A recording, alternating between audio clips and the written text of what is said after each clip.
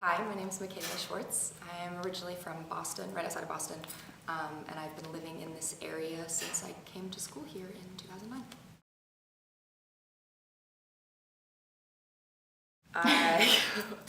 There's many ways I can answer this question. I graduated from Mount Holyoke in May. Since then, I have been I call myself a professional dabbler.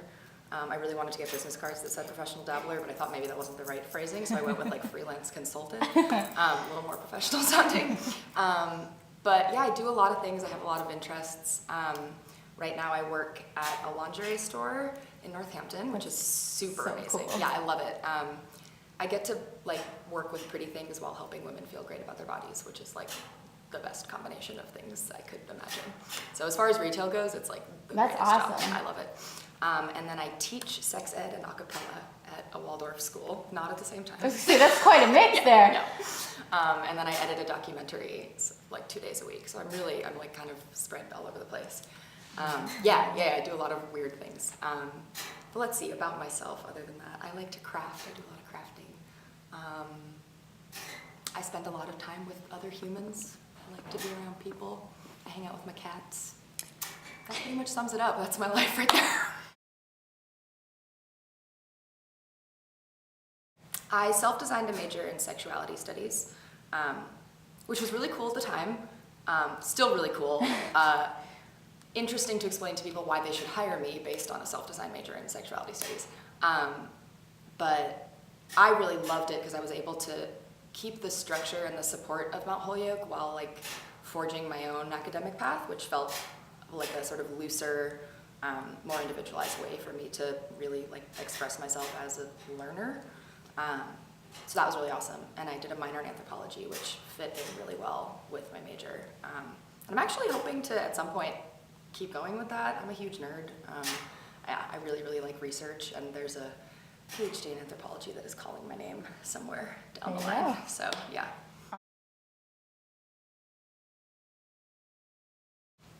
I mean, I think informally I've been identifying as a femme my whole life. I don't think I didn't know what that word meant, what that identity meant within the queer community until maybe the summer before I came to Mount Holyoke, which is when I started realizing that I was not straight, and realizing that there are communities out there that I totally jive with that I didn't know about. Tumblr was really helpful with that. It was this whole oh my God, this exists. But yeah, I mean, I think I've always been very much a girly girl.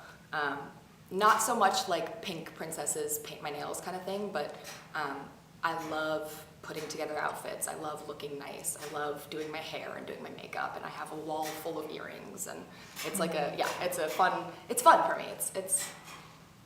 I think of it as performance a little bit, not to get all gender theory, but I mean, I'm very much a performer. That's sort of part of my nature. And for me, being a femme style-wise is very much about performance. So it's just another fun way for me to show myself, I guess.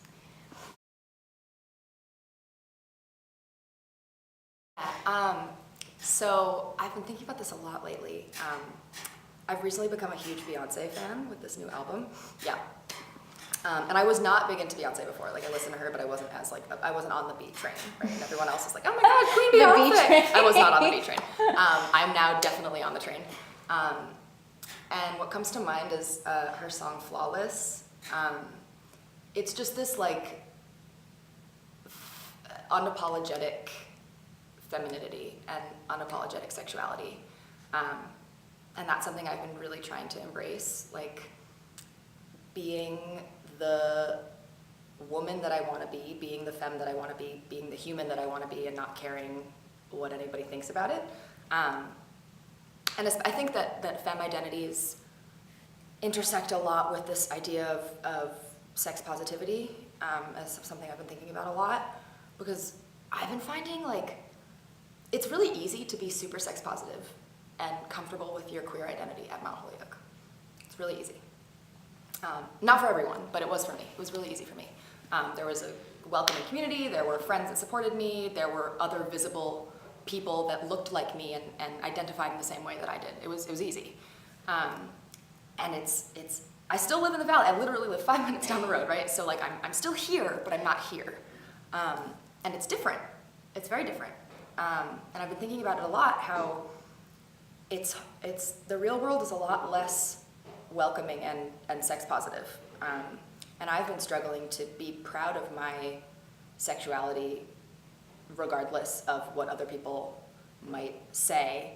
And what I've been finding is that I'm internalizing a lot of this negativity myself and like hating on myself, which I'm trying to nip in the bud. And like, this is why I've been listening to Beyonce like nonstop. I'm just like, Michaela, you're flawless. You woke up flawless. You just rock it. Like, you're flawless. So yeah, I guess femme is flawless. That's what I'd say. Yeah.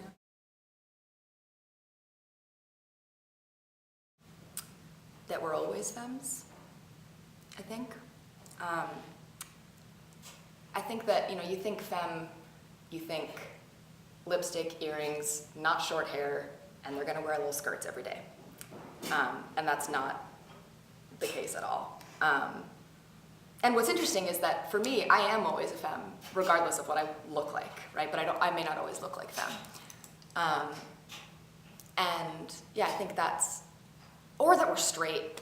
That's the big, like, I mean, I get, especially now that I grew my hair out because I missed my curls and I love my curls. And your hair looks fabulous. Thank you. I'm like so happy with it. But having longer hair, more people definitely like don't assume that I'm queer, which is okay. But obviously like femme invisibility is a thing.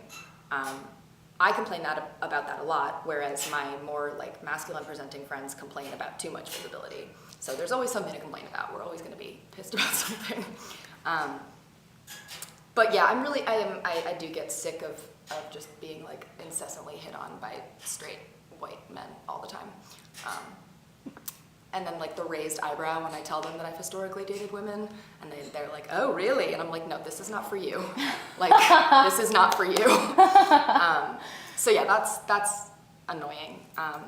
But it's also like, I don't care, like whatever, I guess, yeah.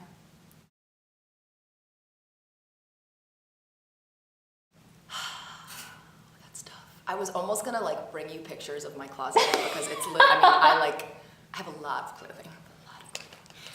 Okay, so I have two that I'm thinking of off the top of my head. The first is this, it's probably from the 90s, but it looks very 1940s, which is why I got it.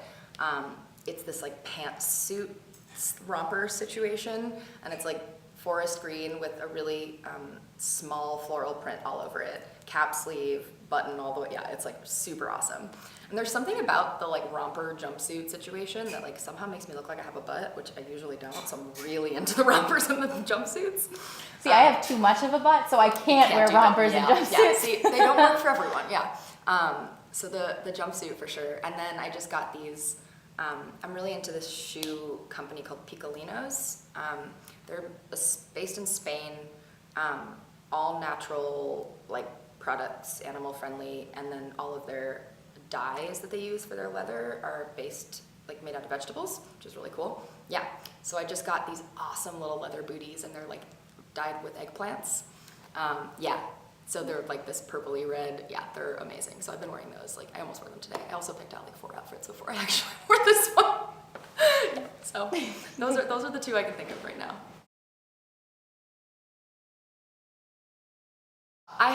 So I moved into this place. I used to share a closet, and that was like not going well. Oh gosh, no. Yeah, so I moved into this place in July, and the first thing I did, it's a big wide closet with like 2 sliding doors. The first thing I did was take off the doors because I was like, you know what, it makes the room look smaller, and I want to show off my plethora of beautiful clothing. So I've got like a huge double wide thing.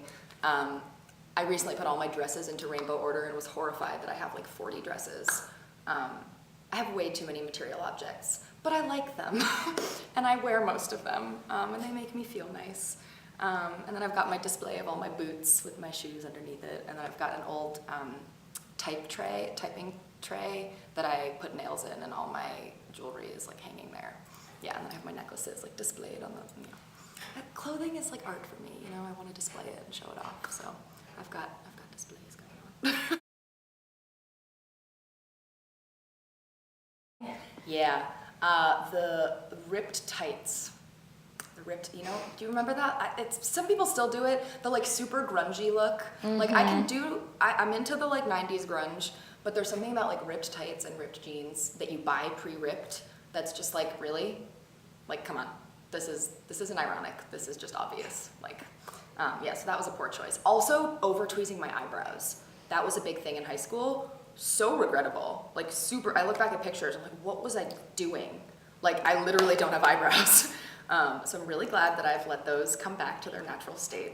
Yeah, I think those are probably the worst ones. And also just generally, I mean, mostly high school was just poor fashion choices all around. And I think it's because I hadn't yet figured out what I thought was sexy and what I felt sexy in. And so it was always about, you know, tight clothes and low-cut shirts because that's what everybody else says is sexy. And now I'll still do that sometimes when I want to, but there are so many other things that make me feel super sexy that don't involve showing off my boobs. And that feels awesome. So, yeah, that's what I'd say.